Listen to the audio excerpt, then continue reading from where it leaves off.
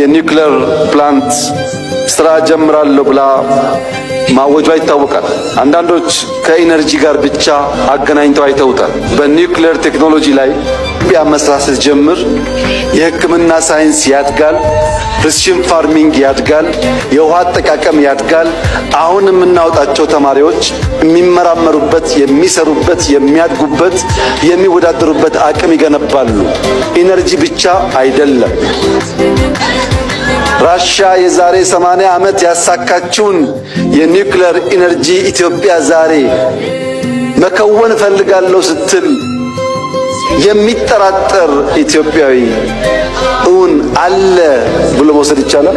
የዛሬ 80 ዓመት የተሞከረና የተሳካን ነገር ዛሬ ለመጀመር እንዴት ድፍረት ያጣል? ኢትዮጵያ ትችላለች፣ ትጀምራለች፣ ትጨርሳለች።